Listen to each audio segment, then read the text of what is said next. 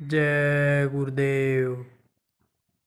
प्रेमियों, कलयुग से सतयुग परिवर्तन की बेला है।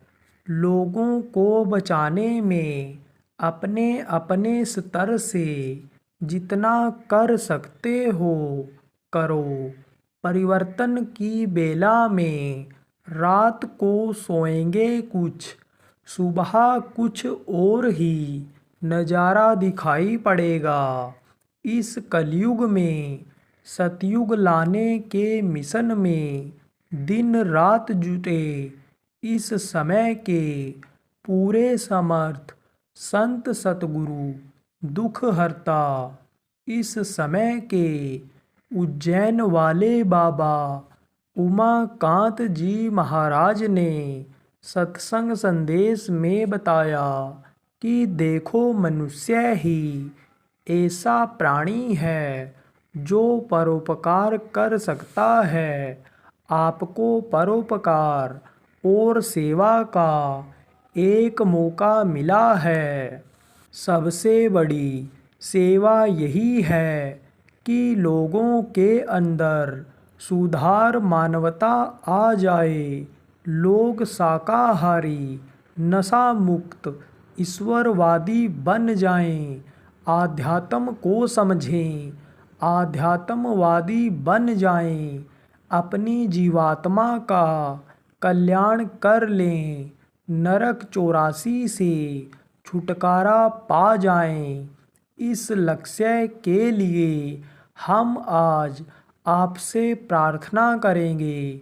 आप सब लोग अपने अपने स्तर से जो जितना कर सकता है करें।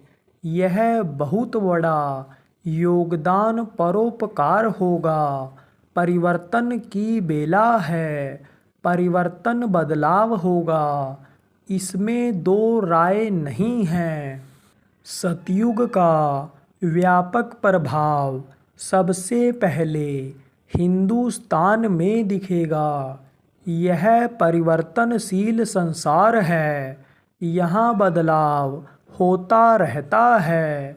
सबसे पहले सतयुग, फिर त्रेता, फिर द्वापर, फिर कलयुग। इसका यह युग है, यह परिवर्तनशील संसार है, यहाँ बदलाव होता रहता है। एक युग के बाद दूसरा, तीसरा, चौथा आता है। कलयुग में सतयुग आने की बात मिलती है।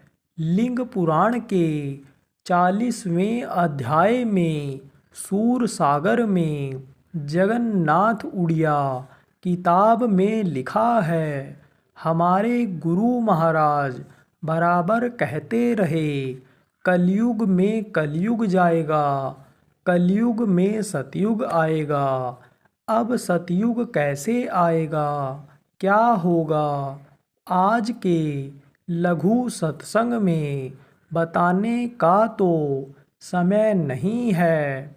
यदि सतयुग के लायक लोग नहीं रहेंगे, सतयुग जब आ जाएगा उसे देखने वाले नहीं रहेंगे, तो वो आकर क्या करेगा।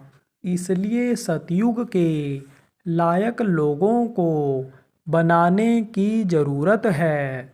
अगर दुनिया में सतयुग का व्यापक प्रभाव हुआ, पहले तो हिंदुस्तान में उतरेगा, उसका नज़ारा दिखेगा। देश में गौ हत्या बंद होते ही सतयुग की किरण नज़ारा दिखाई पड़ने लगेगा। सतयुग में कौन रहेंगे और कौन नहीं। कहीं भी कोई भी मांस, मछली, नशीली चीज़ों की दुकान नहीं होगी जिसे आदमी होश में नहीं रहता, मदहोश हो जाता।